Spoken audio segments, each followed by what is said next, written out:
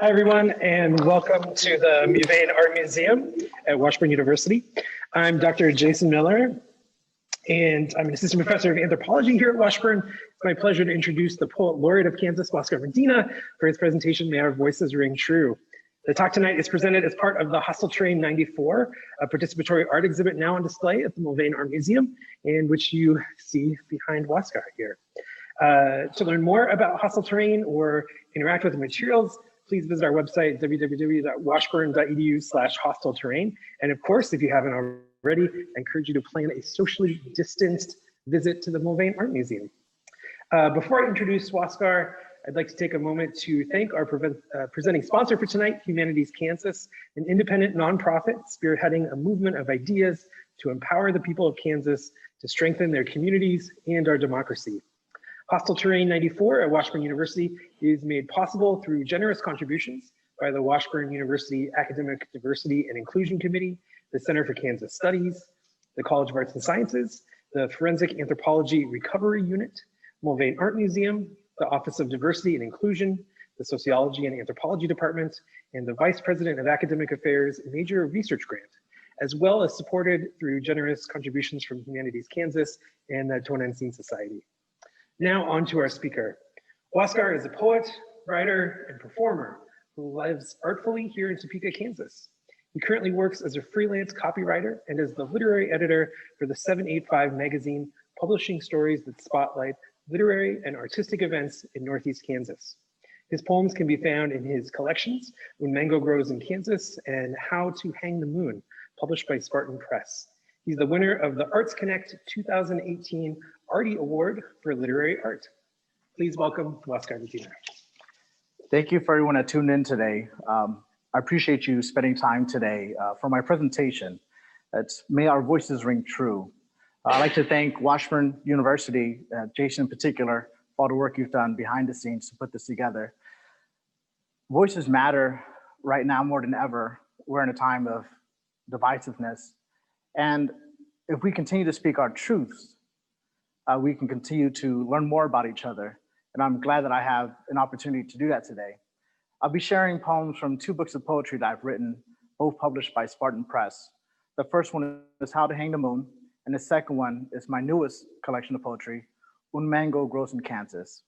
I'm gonna start with my favorite poem. It's entitled The Obituary Writer.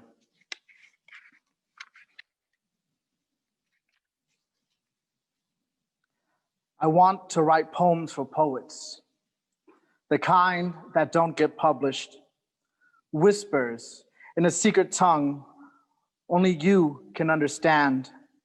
I want you to love the way I love words, as if you're the only living thing, as if you're reading your spouse's obituary, the one that only you could write, that everyone else can feel but barely understand. This is for you. The next poem I'm going to read is entitled Under the Street Lamps. This is a poem about falling in love in the summer and just not quite feeling safe walking around, even when you're surrounded by love. Under the street lamps. During summer evenings, I watch the starlings perched on power lines, waiting for a season. You could walk with me, hand in hand before the fall, like the sidewalk cliff summits above everything, and I'm all you can hold on to. Don't let go. We won't be judged, I promise. They'll probably sing the songs of car alarms, warn us that things locked up can still be stolen.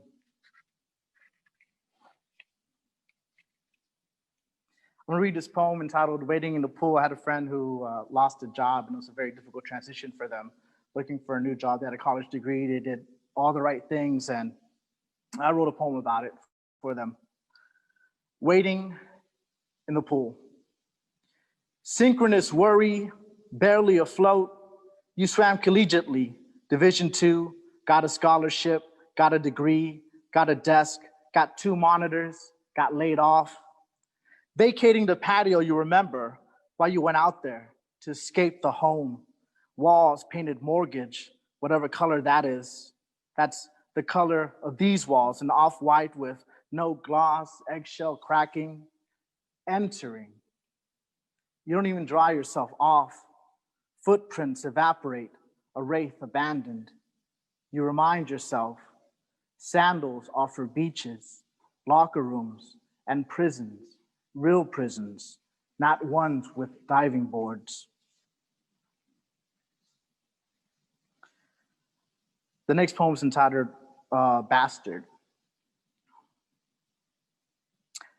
Adam's mother never approved of Lilith.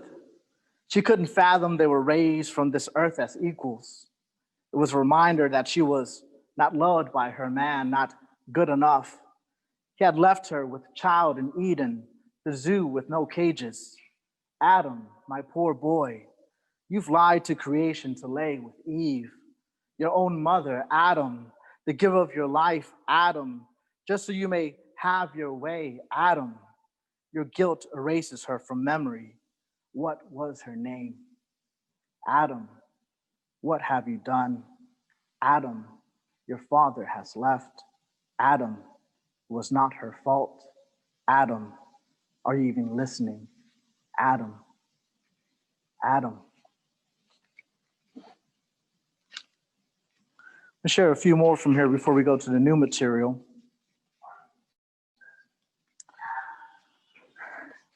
This poem's entitled Don't Marry Giants. I'm a big Sylvia Plath fan. And I have love affairs with dead poets. They're safe relationships, right? You can idolize them and think them perfect. Starts with a quote from Sylvia Plath's diary entry, February 26, 1956, a day after meeting Ted Hughes. That big, dark, hunky boy, the only one there huge enough for me. I want to build a time machine and go back to when women were ladies and dresses were casual, when only husbands could be gentlemen and a ringless finger was a prick. I would move to Devon and become a gardener. I would have an affair with Sylvia and purposely get caught. Muddy boot prints would lead him to a shaky bedside where he would find us with jazz, Wordsworth, and daffodils, naked, sweaty, and whispering poetry into each other's mouths. I hope it hurts him. Then she could divorce him prior to his complete consumption of every piece of pre-cut paper, thinly sliced confession. I'd leave her an anthology of love letters as goodbye, jump into my time machine, and return to today's somber. It would be worth it, though, so I could read her poetry about me in The New Yorker, in the not-too-distant past, aptly titled, That Little Prick. How to start a fire. You begin by gathering every inflammable fiber you can muster. Take a deep breath, calm your fear of burning away, then accept that all that may be left are ashes if we fell. Not all fires can be contained. Some never ignite, no matter how much friction you create and kindle. Go forth now, find a quiet, secluded place, away from all the elements we can never control. Grab him by the hand, look him in the eyes and say, I love you. This poem is one of my favorites. It's entitled Saboteur's Ode. I would follow you hand in hand into the shade cast by giant statues of morality. We will hand make beaded charm bracelets of dynamite, mime our intent in a two-person powwow underneath a canopy of darkness with holes poked in it where we find our spirit animals dancing like ancient constellations under the flaming lights. Wildfires started by rubbing our lips into smoke and ash as we tickle the heat with taller than us fuses, marionettes of destruction, yearning and a dangling hunger for ignition. Once lit, we will hold each other under the tiny stars of anticipation, the fireflies of warning, in the fields of our hopelessness, at the bottom of the edifice of moors, waiting to explode into tiny embers of godliness. The crowds of strangers will try to put us out with buckets full of reason and dissent, wondering why heated imprints of a fox and spider entangled survived unscathed in a patch of grass amongst the black burnt earth of creation. Long after, the slash and burn of desire scorched the village and left the townsfolk surrounded by remnants of idolatry, nowhere to run, and the taste of hallelujahs on their tongues. I wrote this poem. It's quite abstract from the content or the reason I wrote it. It's called Circus. I had a friend when I was very young. We were together most of my teenage years going into high school. We lost contact for a while, and she married a homicide detective from New York. And this is a tough story, but I feel like I can share it. They separated, and then he lit their house on fire, and she suffered severe burns to her entire body. She survived, but I didn't know for months she was in a coma. And I found out, it was on Valentine's Day when I got a call from her. And during that time when I found out, I was still going to the Gaslight to read poetry. I was part of the Red Tail Collective out of Lawrence at that time. It's one of the first groups that I joined, and I felt really empowered to be part of that group and had a lot of support from those poets. This poem is entitled Circus. Bury me at Showman's Rest. I, too, am a train wreck, a daredevil walking tightropes, tied to no edges, iron rod in hand, a strong man taming lion's cage, swallowing these words. I am the clown, covered in this laughter, after burning left her marked, female unidentified, and I a roustabout. I am in the gaslight, putting on a show. Everyone is cheering, so I drink my kerosene late into the night. Bury me at Showman's Rest. I too am a train wreck. This poem's entitled Sounds of Self-Destruction. This is what happens when you don't listen to another person and you end up in this vicious cycle of miscommunication. It's entitled Sounds of Self-Destruction. Speakers too close to hearts can be unpleasant, infinite loops and self-destruction. We avoided feedback and distorted songs of I love you. We should have been silenced. Silence too close to hearts can be unpleasant, infinite loops and self-destruction. We avoided feedback and distorted songs of I love you. We should have been speakers. Speakers too close to hearts can be unpleasant, infinite loops and self-destruction. We avoided feedback and distorted songs of I love you. We should have been silence. Silence too close to hearts can be unpleasant, infinite loops and self-destruction. We avoided feedback and distorted songs of I love you. We should have been speakers. Speakers too close to hearts can be unpleasant, infinite loops and self-destruction. We avoided feedback and distorted songs of I love you. We should have been silenced. I often say that the anatomy of the body truly dictates how we should handle conversation.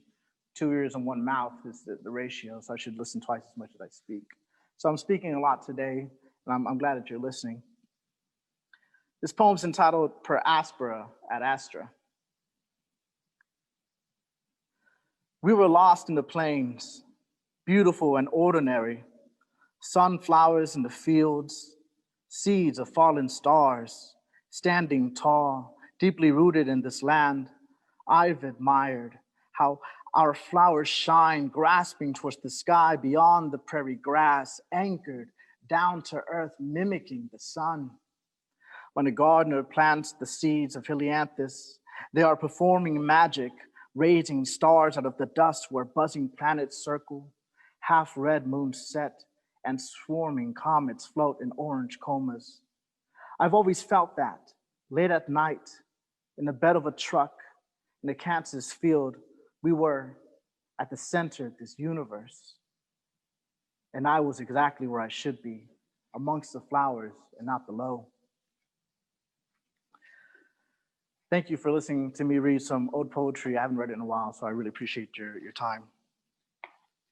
The new book, Un Mango Grows in Kansas, is really about me trying to figure out what my identity is, what it means to be Latinx in Kansas. What is that experience Do I feel I have a home, and is that home outside of myself? And is my identity attached to my location?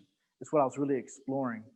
So the first poem I'm going to read in here is Arriving in Kansas.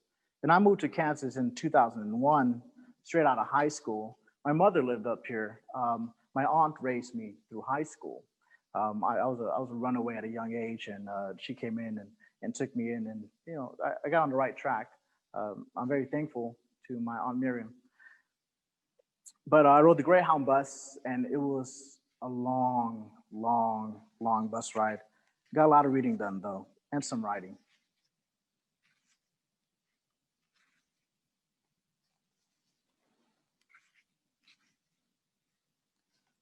Arriving in Kansas, I hear the melodies of meadowlarks and the hinges of a swinging door. Doors that lead to tall gray steps climbed in stages toward a window seat, the only chair without a safety belt. Charcoal black turns clockwise, tugging towards anything other than before. A pull of freedom sensed as progress, a fetish for forward motion, romanticized in our devotion to time, submission to time, religion of time. Our pocket dictators tapping through glass, fearful of time elapsed, infinite ellipsis. It wasn't dusk or sky emanating through cracked glass of the Greyhound bus that awakened me, not the hum of rubber to asphalt from soft new wheels in ecstasy with the heat of friction. There is a river god on wheels who presses the gas pedal, taking me to a new type of prison. Part 2. It was always the little things. Chirping from a single circling doorman 611-303 Lugnut, natural steel, that whistles when we break because a mechanic was too busy to tighten it up or too distracted by the world to care enough about the safety of those who travel together. But I have traveled alone, always alone, on buses and taxis, trains and planes, my ticket pocket placed in a blazer, the kind we are expected to wear at our wake, a constant reminder that the only destination worth traveling to is in ourself, and no one can come with us in the end. Life's the longest Midwest goodbye. Dying a ceremony we are forced to pay for after the gone are long gone and along their way to the last stop after off-ramps truly become one-ways. No turnarounds, no detours, all stop in black tops, too macabre to acknowledge daily our journey, exiting. 3, the sound of braking. I pull a ticket stub from my pocket, glance at my watch. We were never on time. I read my receipt, itinerary, city, arrival, layover, departure. When I got to Kansas, I arrived in Topeka and I thought I was at the end of my destination. But my mother lived in Holden, so we still had a ways to drive, when I arrived. So I really felt like I was way out here. And it was a big culture shock to move from San Antonio, a city, to Topeka's a city, but Holden is not quite a city. The population's quite smaller. The next poem is one I wrote for one of my favorite poets, Pablo Neruda. Spanish knotted feather stitching. Only Neruda can save us. I've written him pleas for guidance, addressed it to the waning crystal moon, and that red branch of the now gone autumn in his window.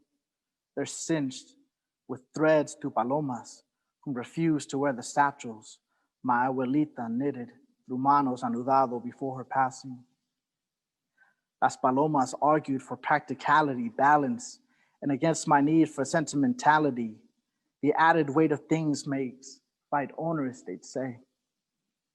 How I wish these birds were more passenger pigeon, less dove, willing to fight through wind and rain to get there, okay with war and loss. I've even taught them to fly in cursive, in case they didn't make it, so others may see the phrases passing by before they're shot down. But very few people see the need for soft, round words, free and flowing in the air. The grace appearing indecisive, almost lost from below. How they've pitied them, poor palomas. I beg of you, please take these notes to his shores. Sing towards the sill in his view. Be candid, have manners. Wipe the sand from your feet before entering. Bathe in his cafe. Perch yourself upon his fingerpiece. I just have to know, can a song of despair come before a love poem? So I've been trying to reconnect myself with what my ancestors are, and it's complicated. Puerto Rico was colonized by the Spanish, but before the Spanish, the Tainos were there, and I started trying to understand the Taino language a little more. So if I don't pronounce these words correctly, I apologize. I'm twice removed from my ancestors and my mother tongue, so this is me trying to reconnect and communicate. Por favor. Toa, madre, atabe. Please come home. Take me to the beach sands infinite, blanketing us with abandoned time. These men are monsters, they are not gods. Why do you hide? Toa, madre, atabe. Please come home. I'll perish if I leave. Turn frog for crying. Coqui. I will not stay without you. This has not been home. These men are monsters. They are not gods. Please don't leave us all behind. Toa, madre, atabe. Please come home. These men are monsters. They are not gods. Save me, from us. The story of the coqui is a really old story in Puerto Rico. Legend has it that the frog leaves the island that they'll perish. That story lends itself to an older story in the Taino culture, a myth that all the children were taken away from their mothers, and if they cried, they'd turn into frogs. This poem is entitled Mi Isla. I ate a mango today. It was mostly green with reds and yellows. El yunque at dawn is mostly green with reds and yellows. My homeland's enchanted, full of shady jungle mountains, gawking naked beaches, slowly necking ocean. There, sea breezes woo the palm trees, and peeping coconuts faint from holding on too long in sand asleep, daydreaming of me. Tonight, un brindis por ti, papa. Let us pretend the crickets are drunken coquis de parranda, struggling with loss, singing in the wrong key, playing out of tune, unable to find their way home. Let us pretend we are surrounded by vacation, not work, that all this wheat is beach, that the above blue is ocean. Let us pretend you are watching me, ripe in a hammock's womb, strung to horizons with no ocean or beach sand near, nor fear that I become landlocked here, surrounded by jibaros who don't like jibaros, still an island. Jibaros are referred to as peasant farmers in Puerto Rico. My father's father, they worked the land in Yabacoa. We grew plantains, bananas, and it's a generational thing. The term has negative connotations because of the job, you're a peasant farmer. But I like to believe that here also in the US that we have those negative connotations for farmers here as well. So it's something that that we share. It's there's nothing wrong with working the land is what I'm trying to say. Parrandas it's like Christmas caroling, and you go house to house and you sing and people join you and go to the next house and you drink. And it goes on for a couple of days and then it's over. It's the one time a year you really want to be with your family in Puerto Rico. And I hope to go back soon and go parrandas with my family. I really do.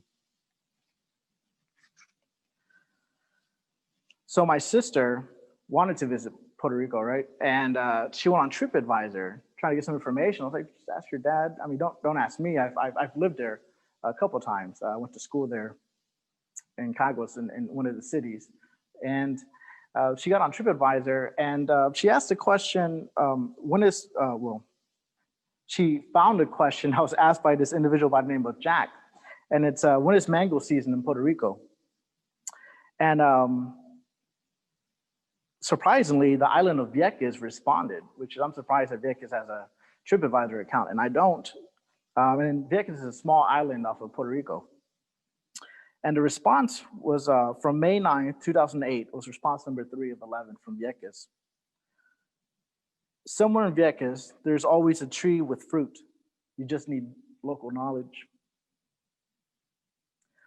I have yet to see a mango tree in Kansas. I buy my fruit in a Whole Foods store. Most things here are from elsewhere. Even my jam travels into town. Do you know they grow a type of heaven in an orchard in a place called Santa Cruz? A mango spread, non-GMO, organic, 40 calories per tablespoon. It smells fleshy, like roadside mangoes, dropped from a tree, too ripe to grow, too old to save.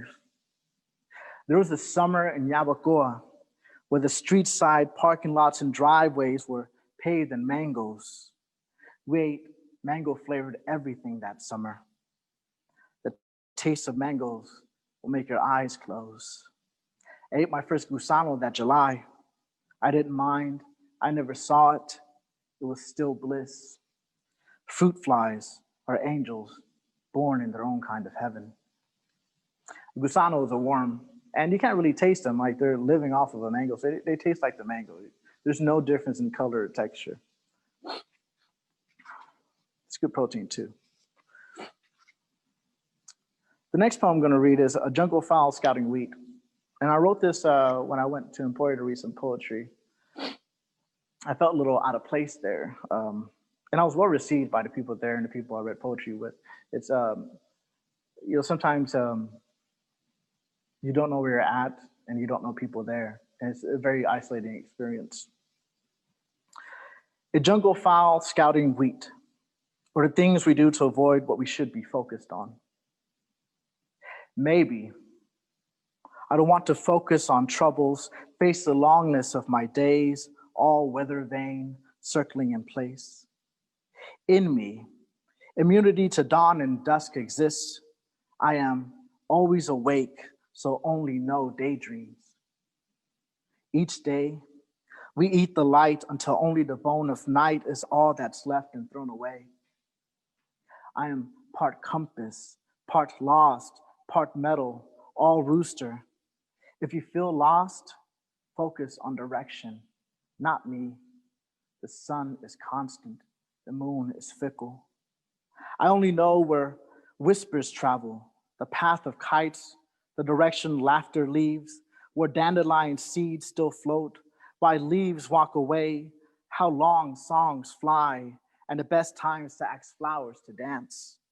I am as useful as whim and pen in a cartographer's hand, lashing out, mapping out work I'm expected to do in front of strangers, seeing lines as paths to somewhere beautiful, but even a compass can be misplaced. So I wrote a poem about this place I used to travel to in Kansas City. I had that culture shock when I moved here, and going to Kansas City reminded me of the city of San Antonio. And there was a nightlife out there, so we can go dancing, listening to salsa merengue, and I'd meet up with my sister and my friends. And some of my friends growing up here were undocumented, and they live under this constant tension and fear whenever we went somewhere. And the only times we ever really had a chance to let go and truly laugh and smile was when we were dancing and having a couple of drinks in Kansas City at the Chesterfield. This poem is titled La Humedad, which means the humidity.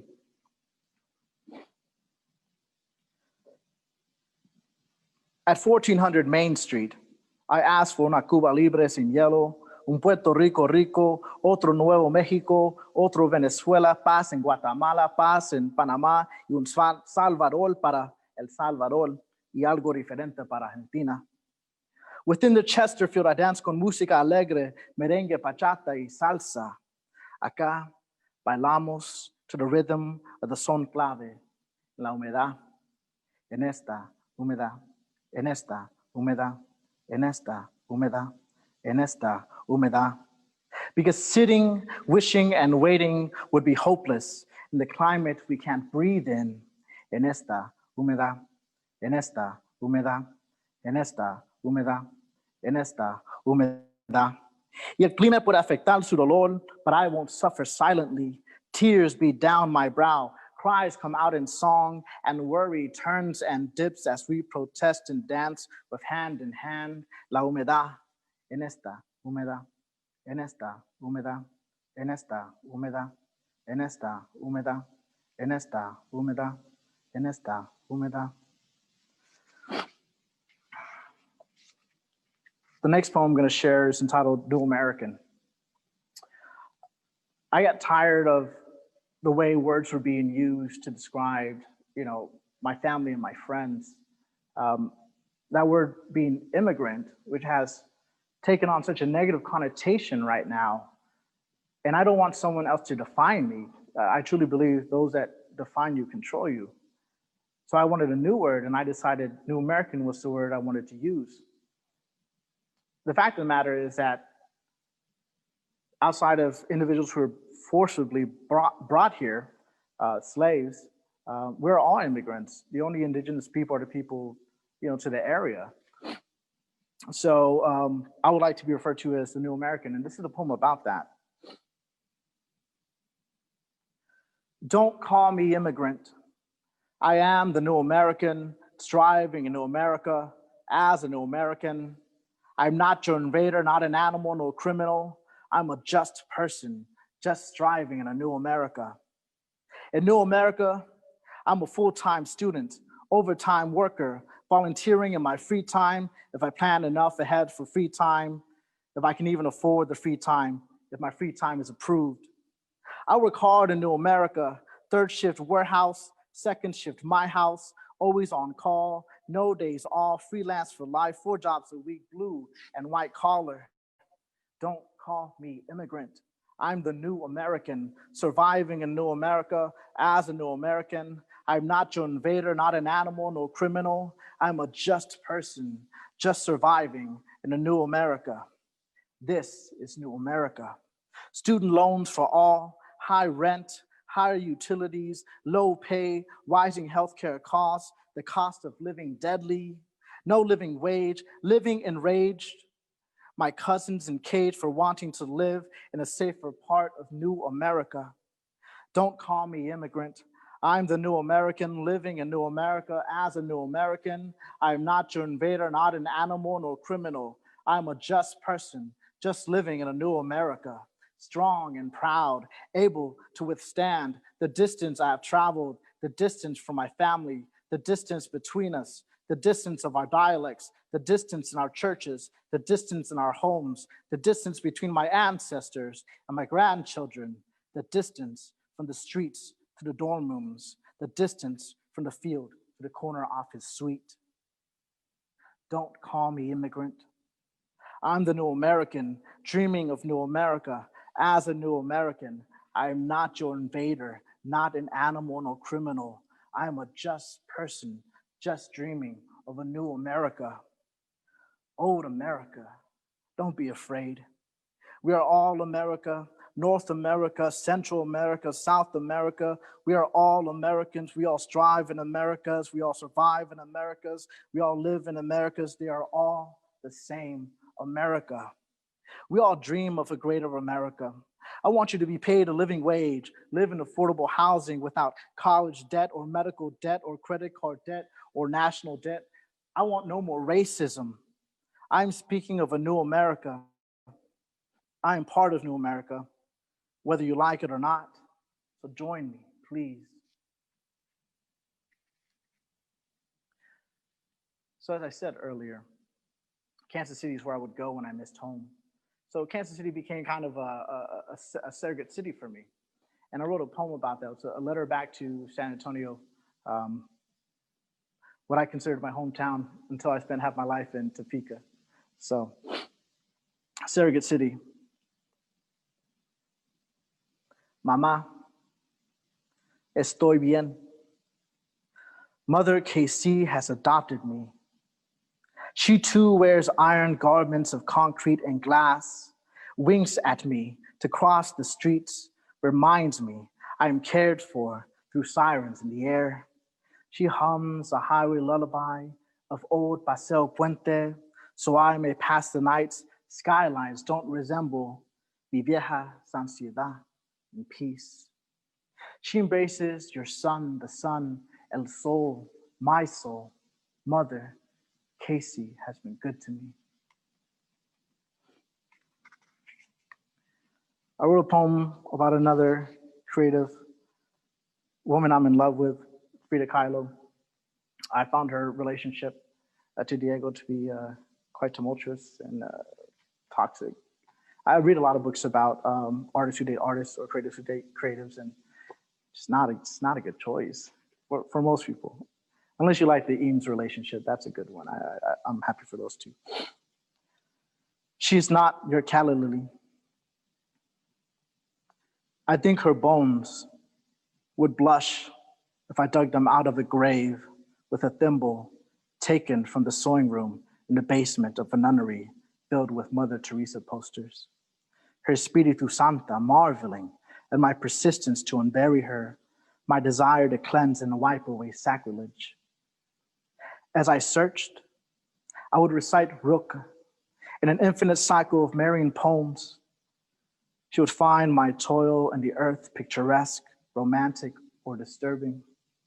Another Alexandri Hogue, infertile, barren, and scarred, is still with view of dreams abandoned. But the truth is, she is not buried here. The fire took her, sons of El Sol. This has troubled me. She has become knick-knackery, painted pottery, an object in Diego's home. Outside La Casa Azul, a tourist mocks me for digging. Loco, just go inside and see her. My reply, but I want to touch her, hermano. If her body could not withstand her passions, what makes you think an urn could contain her ashes? She is out here in the yard waiting to be resurrected, a seed of cacao. For a moment, he stood there in shame, not wanting to get his hands dirty, then walked away as I continued to scrape the earth with the persistence of an ox. I could tell the stranger had little to no respect for obsession, eternal love, or superfluous suffering, unable to martyr for what he believed in, a candle with no wick. He did not believe in love. He did not believe in her. As he left, I yelled, I know who you are, Mirid. Shame on you, Capsid. Shame on you, Diego. Shame on you. Shame on you.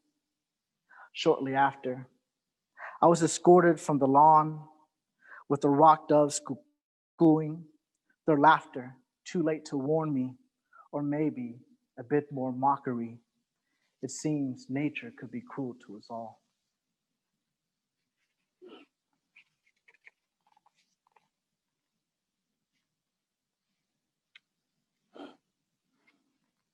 The next poem I'm going to read is They Can't Sing It Like Us.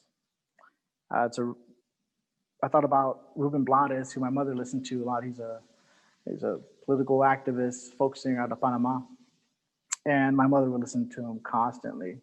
And I also, around this time that I was writing this poem, American Dirt came out, and that was a difficult conversation to have with friends and discussing, do our stories belong to us, and can others tell our stories as well as we do? And when do our voices come to the forefront when it comes to stories that relate to us? And why do other people get to profit off of our trauma?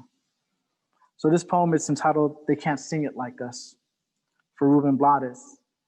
And the song that I reference in here is called Pablo Pueblo. Pablo Pueblo del Cerro, has always been quiet when going to and from work. They are tired of always rushing, constantly chased by unseen shadows in unknown places. Pablo Pueblo el Tercero dances through darkness between the streetlights at dawn, dreaming of home. Streetlights pour, glares like stairs, shower heads washing away the American dirt attached to their bodies. These street lamps bloom out of nothing, bearing fruit the shape of moons, rebutting red giants, red flags, red waves, red letters. These giants are strangers, speaking of flesh and color with the simplicity of bones, finality of bones, the whiteness of bones, shedding light too late on the inhumanity of humanity, a nightlight for caskets. Pablo Tercero lives in alienation where no one pays attention, where overlying concrete keeps the growth at bay, outlining the only pathways all the Pablos can walk, so all the green growing outside the homeowner's door doesn't turn brown. When Pablo Pueblo Tercero watches those walls still being built by politicians, they express real disappointment awaiting cambio social. I too am a child of Pablo Pueblo, a son of Papa Blades, descendant of the scream, dancing in the streets of misery and hunger, on the corner of rage between the avenue of loss and the alleys full of sorrow, searching for loose. Part 2. I wrote this in the dark, pocket graffiti. Another Oprah book club reject, the kind people barely read for lacking the label of fine white wine. I'm not your moneymaker. I'm freedom and truth. I'm 100% proof I am not your uva. Sipped on for enjoyment after being crushed. You did not raise me out of the dirt. You're not allowed to remove my skin. You can't refine my suffering. This is not your grapes of wrath. It is not our fault how difficult it must be for some reflecting under the influence of moonshine. We will have our day. We are more than a subject on a shelf, more than a shadow behind you shed light on. We are brilliant. Todavía. Aquí, the street names may have changed, but we still feel the same. After all these years, after all these nights, after all these fights, after all this music, after all these songs, after all this singing, after all these words, I'm still writing lo mismo.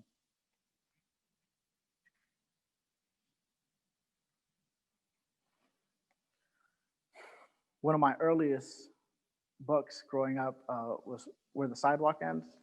And I felt I needed to write a poem about what I believe to be the end of my youth. So this poem was written a while back. So, when will the sidewalks end? Rainwater, give us rainwater. Seep softly into cracks where the asphalt flowers grow. Worryless, it's accepting hardships, rising up to surface as sunlight, as beauty, as being. We sing in the language of flowers without shame, because none of us asked to be buried at birth. Raise your songs like suns for blooms, all light, pure life, in gardens, together we'll grow. I'll take a sip, give me a second. The next poem I'm going to read is a poem about a good friend of mine named Ellie Smith, who's an incredible singer here in Topeka, a blues singer. And she was going through a transition in her life as well, and I wrote a poem about it. It's the way I support people. I try to empathize and let them know that they're not alone. And poetry is that art form for that. It's subjective enough to be truth that's taking as sincere. Singing her blues for Ellie Smith. Those stage lights are bright, but never as hot as the 40-watt bulb blazing in the porch light outside your home. That spotlight, that searchlight, that second sun, keeping the day longer than it needs to be. Your front door is as far from backstages as you will ever get. So when you're at a gig and someone in the audience insists you sing your heart out, we will glance at each other, smiling with our little secrets. You're singing it back in, and that's okay. It's none of their business anyway. There's a few love poems in here. I couldn't just, write about loneliness. I think love is what keeps us going and keeps us connected. Love for others, love for self, love for family. And I find a lot of support from the people that I love, and I try to support the people that love me.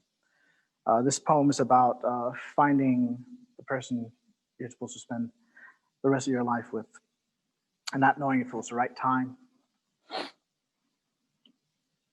Speaking in tongues. I will hold private revivals. I will pray to anything holy for you. Whenever you walk in with all that salvation awaiting me, I swear to never hush the hallelujahs whispering in my soul. Oh Lord, I'd speak in silent tongues within her mouth if she'd listen, inhaling gospel after gospel, damning every bit of sin, washing away the guilt we once felt for creating heaven in a land where no one's innocent. Goddess, I just wanted to taste the Yahweh in your mouth, feel the warm forgiveness in your breath, baptize our unborn smiles, turn our lips into Quakers. There's nothing wrong with that. There was never wrong with that. God will understand. This next poem is entitled Compromiso. Two of my friends got married, and this is this beautiful lesbian couple, and I loved them with all my heart. And they inspired me to write a poem. And I'm gonna read it in Spanish. I'm gonna try to read it in Spanish, and then I'll read it in English for you. It's called Compromiso. Ese día, nuestras palmas izquierda y derecha formaron un campanario. Nació nuestra religión y Dios miraba mientras una congregación de dos recitaba un salmo jamás leído antes. Commitment. On that day, our left and right palms steepled, our religion was born, and God, washed as a congregation of two, spoke in the Psalms never read before. Another love poem. This one is entitled Examples. If the moon shattered and fell out the sky, I would gather its shards, build a mosaic of night, so you may sleep and dream in peace. If the sun were to cool, I would dance ablaze in a dervish outside your window, so birds would chirp in the light of false mornings, waking you with love songs. If the sea disappeared, I'd lay mirrors on an ocean bed near the coastline, so you could see the blue depths of my devotion and pick it up like sea glass whenever you choose. And if the wind were to stop, I'd whisper in your ear each day to remind you air can still move you.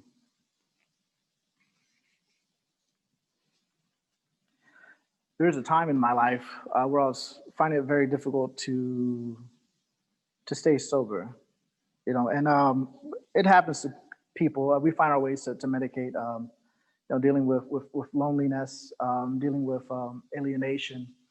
It's something that I've struggled with most of my life, and it's depression's a real thing, and I think a lot of people are feeling that right now because during this pandemic we've all been sheltered in and trying to stay home and separated.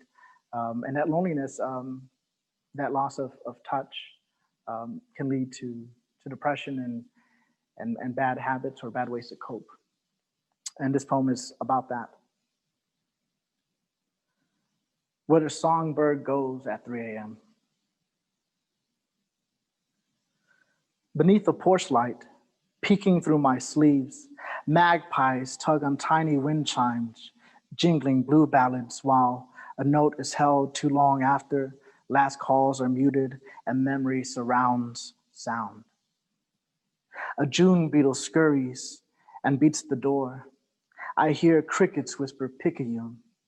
Then a Polyphemus pulls me in, bright-eyed, full of pity, a gentle sylph. The screen door never closes here. Moonlight's entry, gusts of air, creaking hinges and walkway rugs. I can hear the northern sea oats crashing into cheatgrass during sky tides. It's the rustling, the sound we let in. It ends abrupt. I rest until morning, when the magpies go and I again can thole, alone, flying away singing. Into today, back into the glade, back into the light, back into the clearing, into today, back into the glade, back into the light, back into the clearing, into today, back into the glade, back into the light, back into the clearing.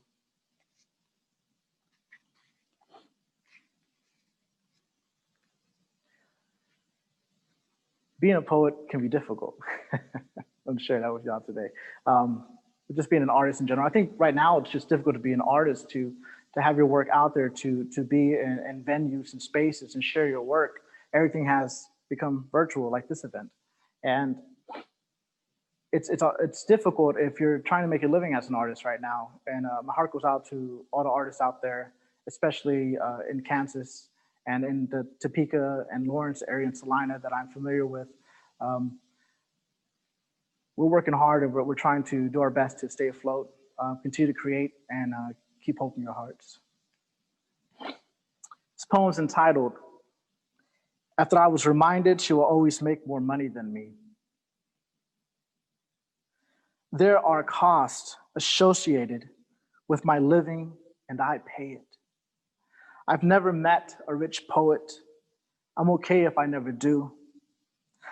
Some of us work odd jobs, avoiding hunger, almost homeless, transient souls, dancing in bohemian mirages, gambling with whispers.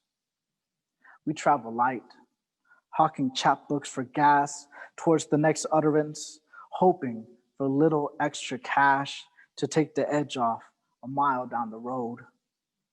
The value of $1 is not the value of my words. I've written precious things that fit into palms, canaries that memorize your name. They sing an aria from entryways dug alone in darkness. I search for the words. Words turn floating hands into fire pit, mother, womb, lily, bowl, valley, shovel, lake bed, wicker basket, metal box, open mouth, shallow grave, treasured chest, denim pocket, butterfly, universe, and confessors. Woven fingers hold words like hand grenades. This one is heart, this one a secret, this one a moment, a handshake, dice, seashells, ocean. I'm enriched in other ways. Each time I look about, I notice I'm surrounded by the priceless things living this way has given me, and all I did was pay attention.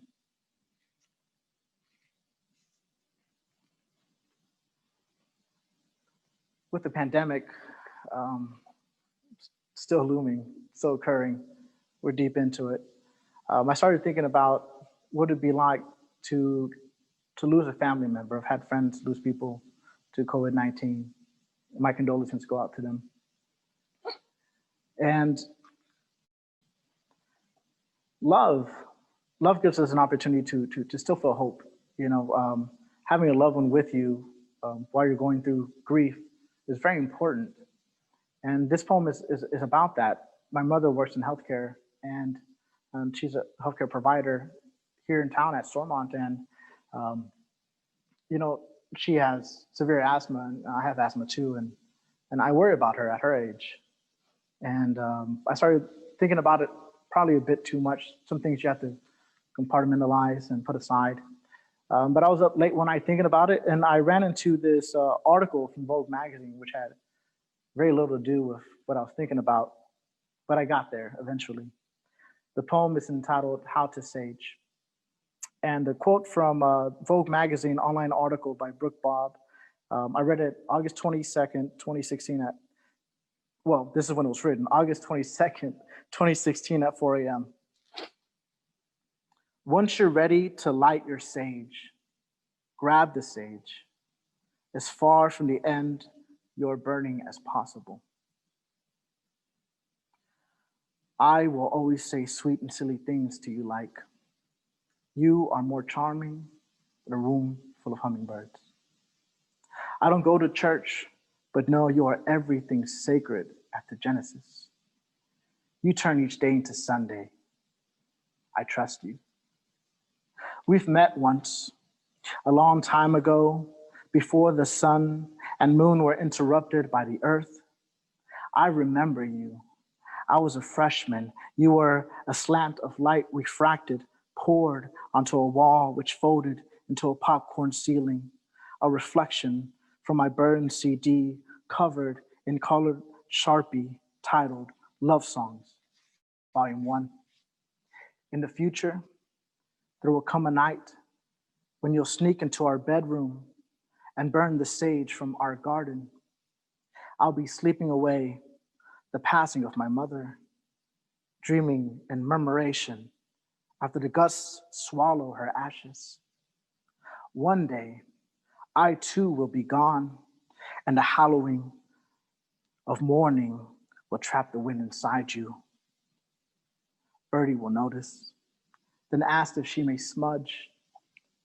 You say yes, but keep the window shut for a few more days so you and I can take our time, a proper Midwest goodbye.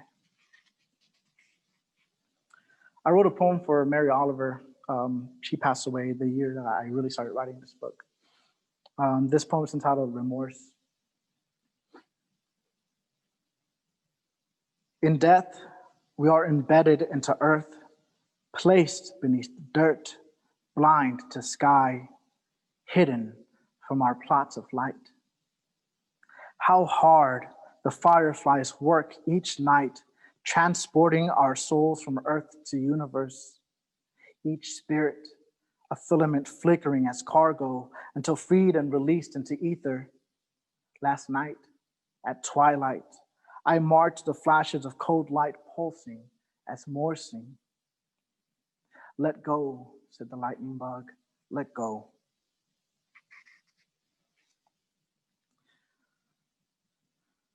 I have a few more poems to read for y'all. We're doing good on time. Thank you, Jason, for putting this together. This poem is entitled For Today. Today, I write to you of promise and truth. I write for now, not of tomorrow, nor yesterday. Today, I write to you where age is indifferent, here in our moment, the past having passed, the future uncertain. Today, I write to you as reminder to be present, ever vigilant, self-aware, and care. Today, I write to you to say, I will be kind, I will take heed, and I will ask when I'm in need. Today, I write to you as a clearing of space left filled yet empty still, of wounds or wrongs untreated, of any feeling in need of healing, be gone. Today, I write to you, I'm here with you in the now. So my grandfather, on my mother's side, Bartolo Famania, lives in Panama. They're from Volcan. And he's just a very interesting individual. I wish I had more time to go to Panama. I mean, we can't leave the state right now. I mean, we can't leave the United States right now. We can't travel. Like, we're quite isolated. But it's, when you move away from your family, it's very difficult to stay connected, to reconnect. The cost of traveling that far is expensive. Being away from work is expensive. And when you first move here, when your family first moved here, my mother married my father. He's Puerto Rican. He was in the military. He was a drill sergeant. We moved to the States. We first went to Germany, then we came to the United States. And it was very difficult, to see the change that we went through as a family, trying to find some level of assimilation that worked for us in a financial way. But my grandfather, he has a prostate cancer right now, and he's getting the services he needs in Panama. And I wish we could be closer. So I wrote a poem for him, and I wrote this poem for my mother as well, because they are very much in love. They're very much alike, very free-spirited. The Legend of Ernesto Hemingway, for Bartolo. I carry the healing mysticism of my abuelo, a curandero, strolling the mountains of Ocan on a first-name basis with the earth, river, and sky. They call him Brujo. He speaks root, bark, and leaf. He sows the ancient seeds of cuna trees. He is the color of anything vibrant, a hue I've only seen in the fire of magic, humming the melodies of butterflies dancing, dipped in a tincture of sulfur and moonlight. He lounges on the slaying, carved body of giant olmus trees. Abuelo does not speak much these days. He is aging at the speed of a sprout, the only bloom in search of light at noche, a flower raised by a billion suns. My grandfather is only here because the night has not expanded at a rate that can house his brilliance. So patiently, he awaits his turn to be named a constellation. Let me name you, so a choir of night lights can sing your praises in the right key.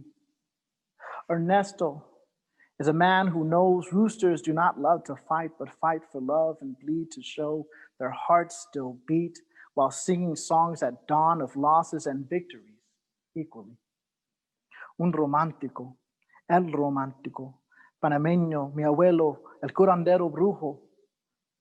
Ernesto, Hemingway holds her round fire-lip hips tighter, running his fingers through 6 strands of her hair, ashes falling from a handmade pipe through man-made clouds onto the altar of his mother, Earth.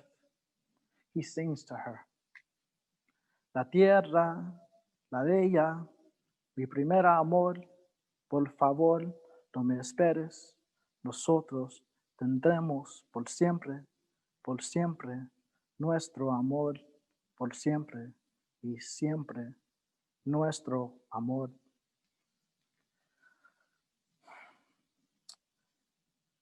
So John Ashbery also passed away. I'm not trying to be morbid here. But something that I found interesting about John Ashbery is that he was the first poet laureate of MTV. And it's just an interesting fact. And I've always loved this work. The title is the original title for this poem. I wrote it on the day that he passed, and I haven't changed much from it.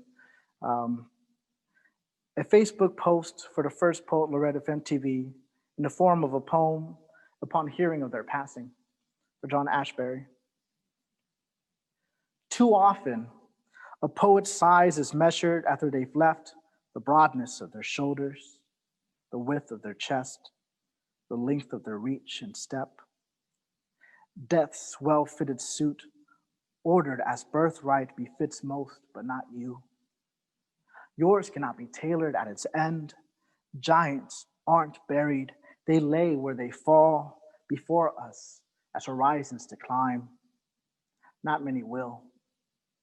And this is how we will be measured next to you. This was the last poem that I wrote in this collection. It's not the last poem in the book. I have 2 more left to read after that. And I do appreciate you guys taking so much time to allow me to share my poetry today. Bob Nell it was on KC TV News. I was listening that Bob Nell gave his life to save two kids who was a crossing guard out of Kansas City. And it impacted me. You know, I'm a father of a son. He's 8, his name's Sebastian. I love him. I don't know what I would do if something happened to him. And I wrote this poem for Bob Nell. If I get emotional, I'm sorry. It's incredible to me. It starts with John 15:13, King James Version.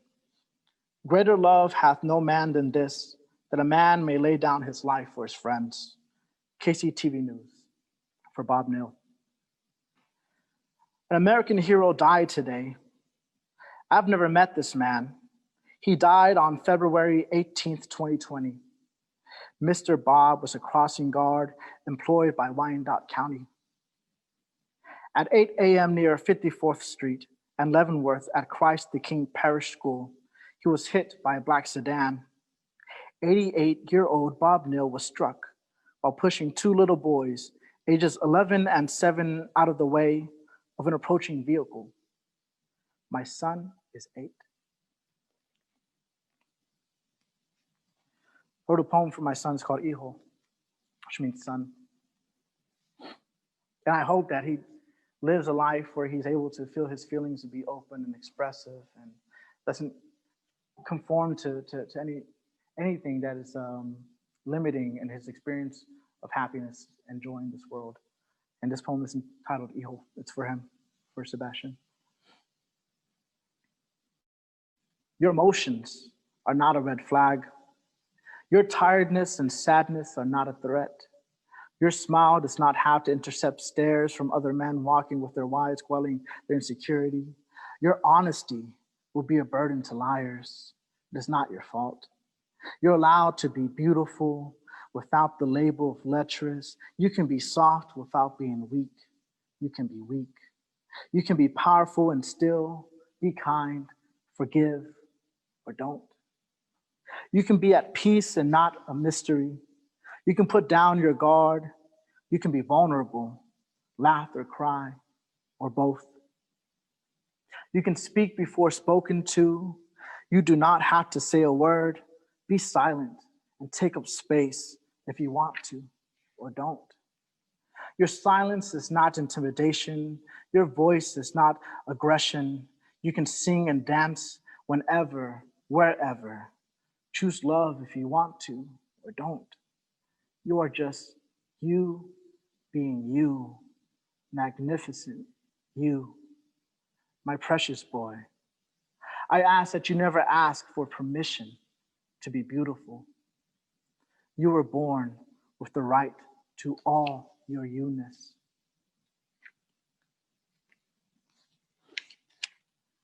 This next poem is for a poet that I really appreciated growing up, Pedro Petrie.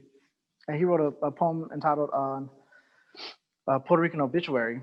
And I wrote this poem when Hurricane Maria went through Puerto Rico, and I was trying to get in contact with my family back there, and I couldn't get in contact with anyone for a couple of days.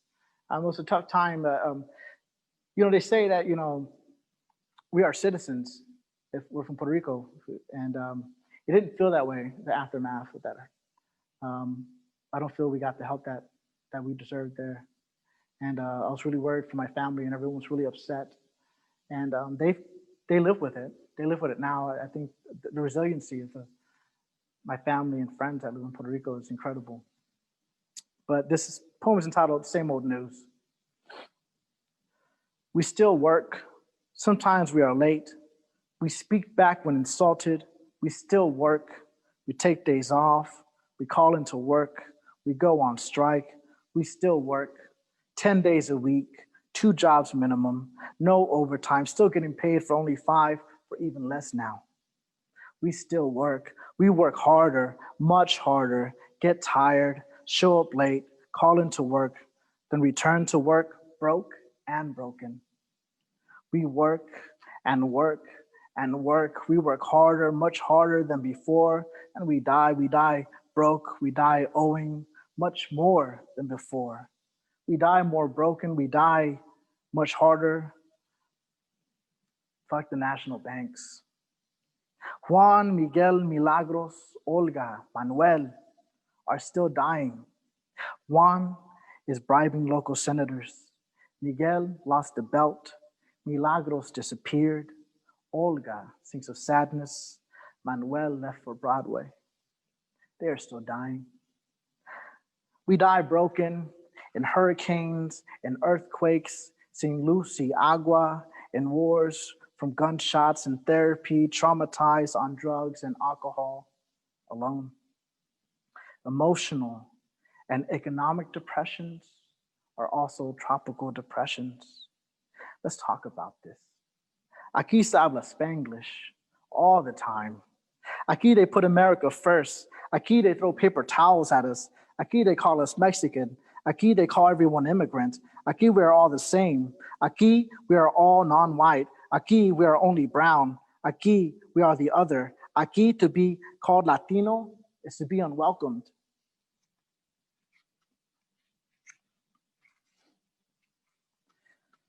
So I'm gonna read a poem called Promesas. It means promises. And it starts, there's a Spanish word in there, it's a repetition poem, llamero llaneros. And it means any minute now, plainsmen. Llamero llaneros, it won't always be this hard.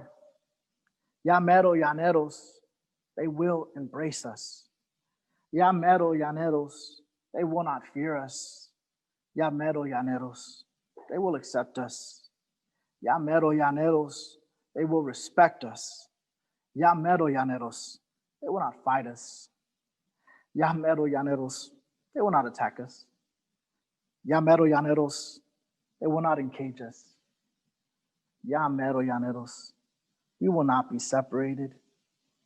Llamero llaneros, they will not divide us. Llamero llaneros, they will not send us back to die. Llamero llaneros, we will be welcomed. Llamero llaneros, we will live in peace. Llamero llaneros, they will see us as equals. Llamero llaneros, we will be appreciated. Llamero llaneros, they will call us family. Llamero llaneros, they will love us. Llamero llaneros, they will not hate us. Llamero llaneros, it will all be over soon. Llamero llaneros, we will forgive each other. This is the last poem I'm going to read.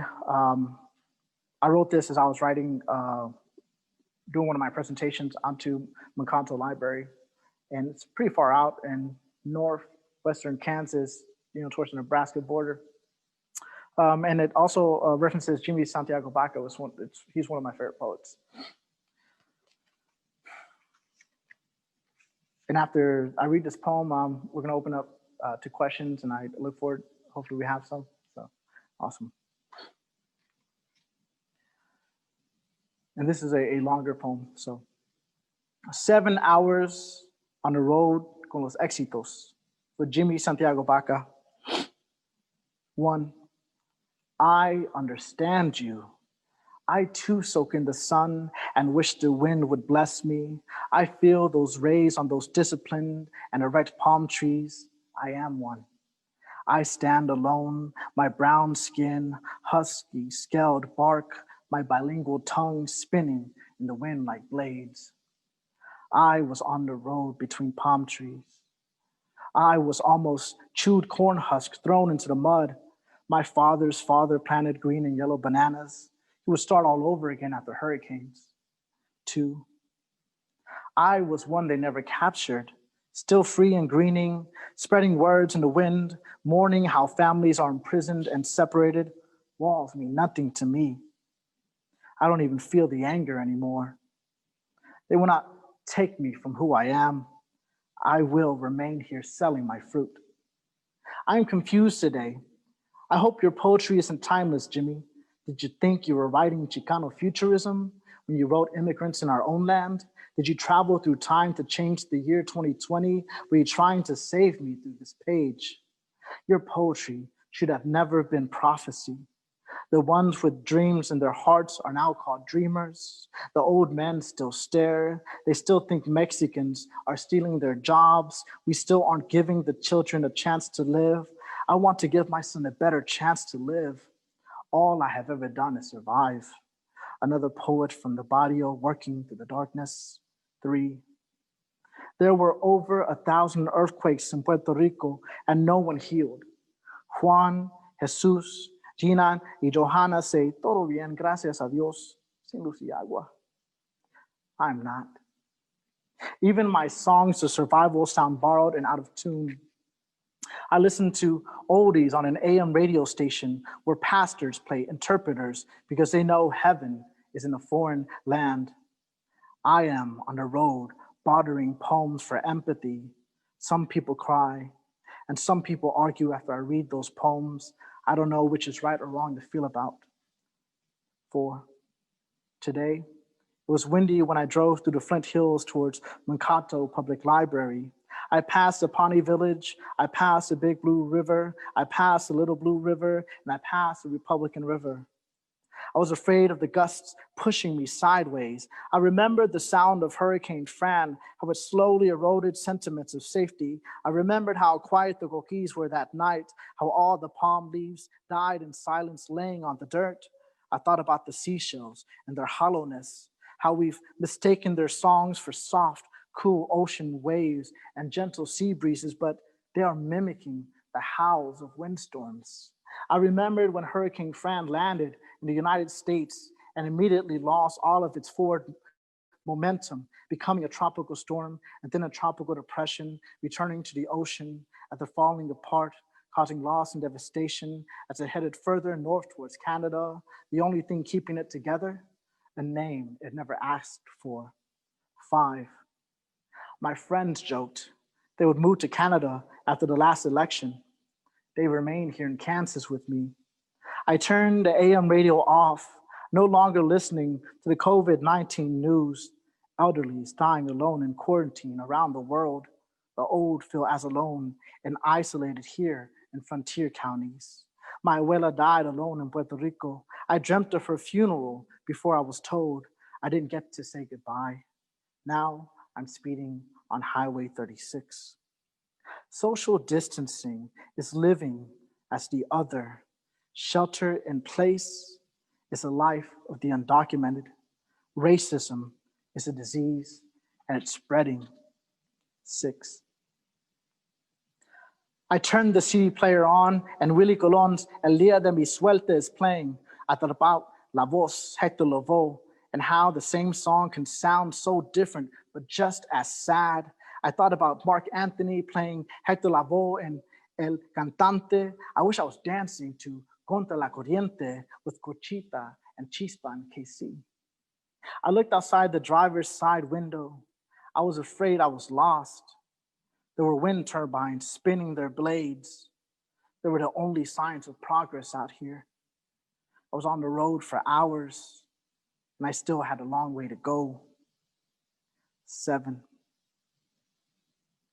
I changed the music, and Los Panchos, quizás, quizás, quizás, started playing. I sighed, slowed down, and kept driving. And Relo played next. I sang the only words I could remember.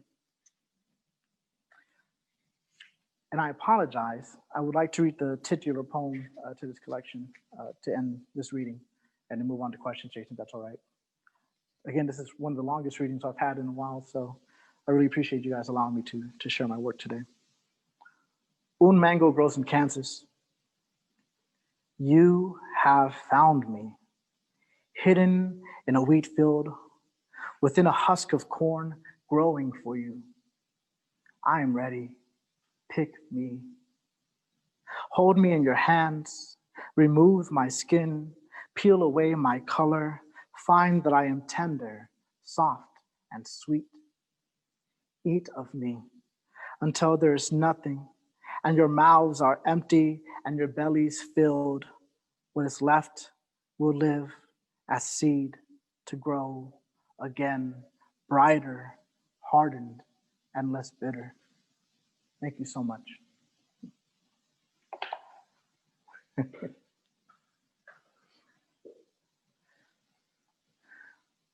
So we're moving on to questions, Jason. That's fair.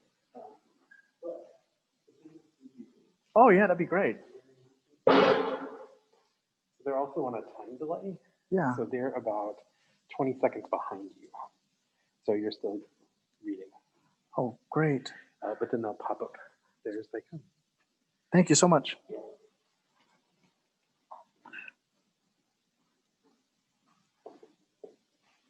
We are on a time delay. Well, I just appeared again here, and I really appreciate the comments that we got today. William Lucas, thank you. You recently wrote a review for 75. I really appreciate it. You really took the time with the work. Martinus Hillard, big fan of yours always, man. You're a local hero to me, man. I really appreciate you. You said there's these comments will move up? Okay.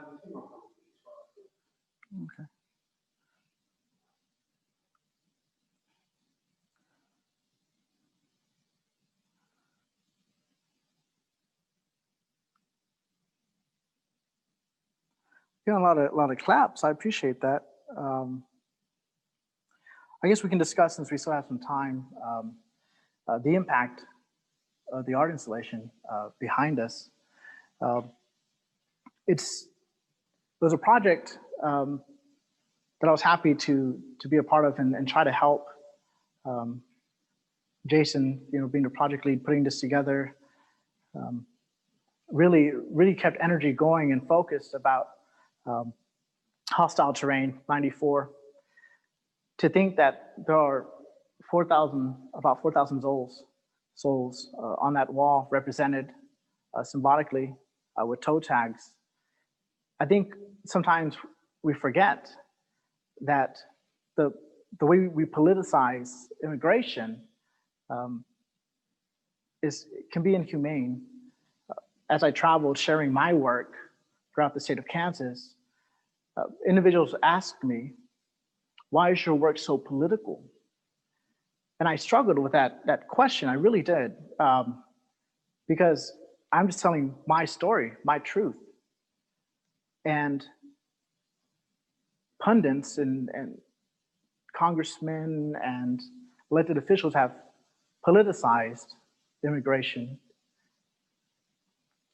These are people trying to live a better life, fleeing a country that is at times dangerous for them to live in. And I'm lucky that my father is Puerto Rican. I don't know what life I would have had if he was in the military and we did move to the States. I think about that sometimes. Am I in a position to feel the amount of sorrow that I do sometimes with being isolated here? I'm so grateful to be here every day. I think about that now. And the process of writing this book allowed me to see that I've been able to carve out my own identity wherever I went. And sometimes people don't respect it, or they don't want to acknowledge your identity, and that your identity is different than theirs, and that you may have different viewpoints. But I'm glad that I can do that here, and that I can have conversations, and that we can be in events and places like this to discuss, work like this. This is an international show. This is the only place in Kansas hosting the hostile terrain.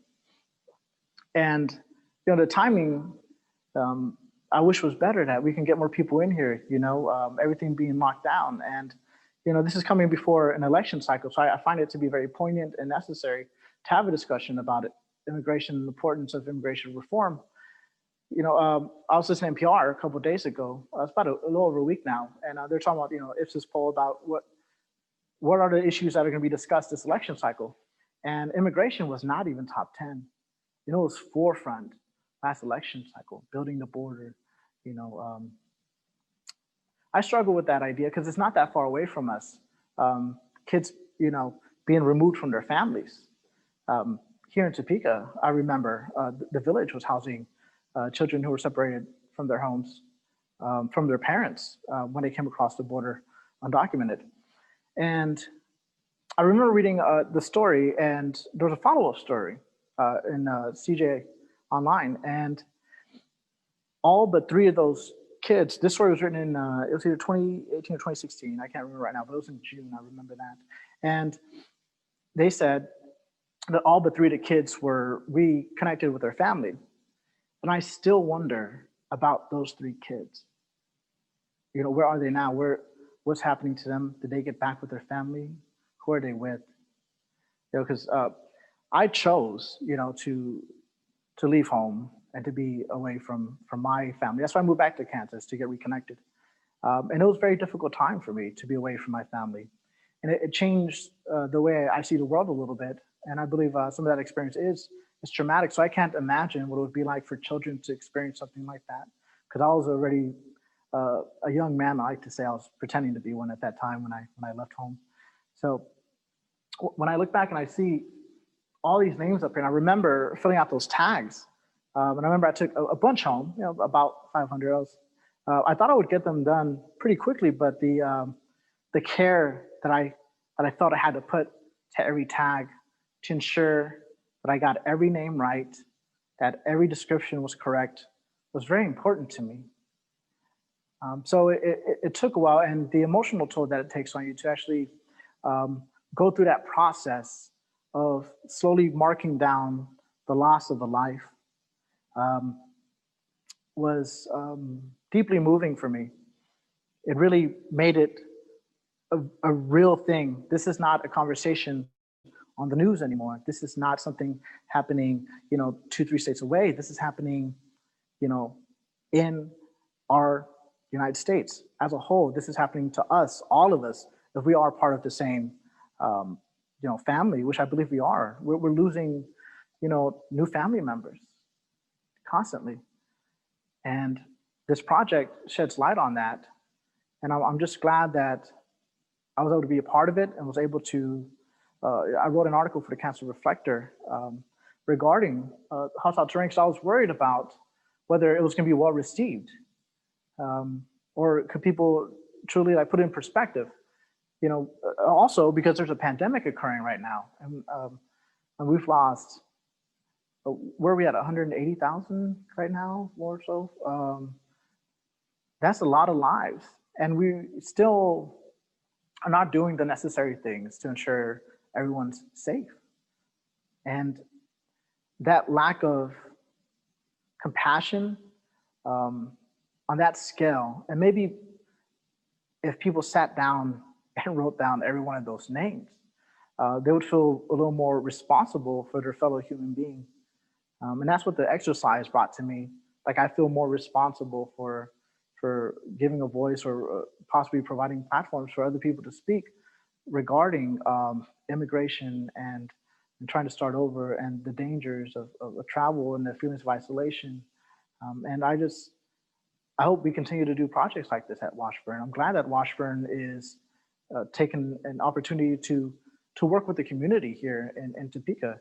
You know, we're in very divisive times. So whenever we can collaborate, work together, and try to, you know, come to some understanding, you know, even if we have different truths about the same issue, I mean, that occurs because we all have a different worldview. That has to do with our values. And that's how we typically end up where we're at on a particular issue.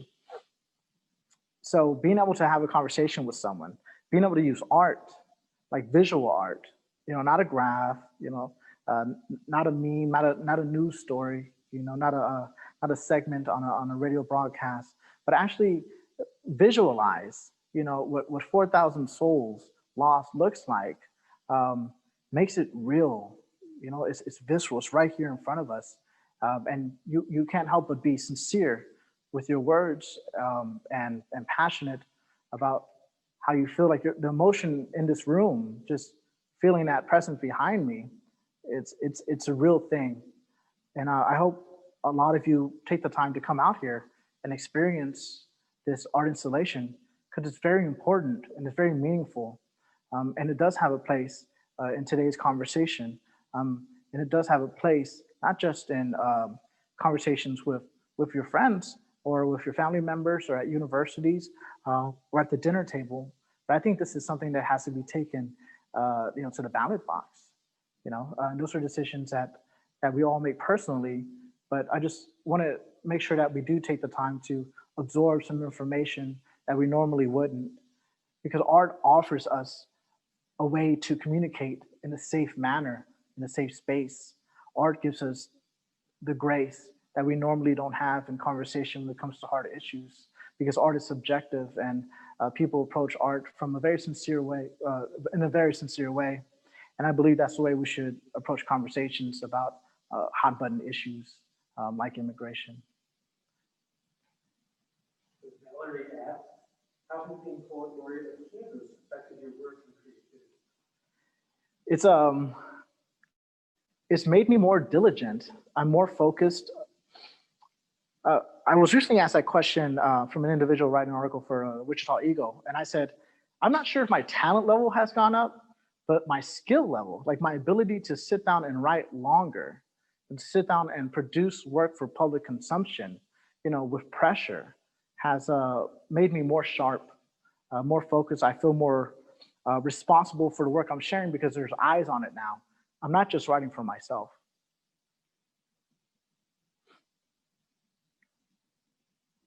It's a good question.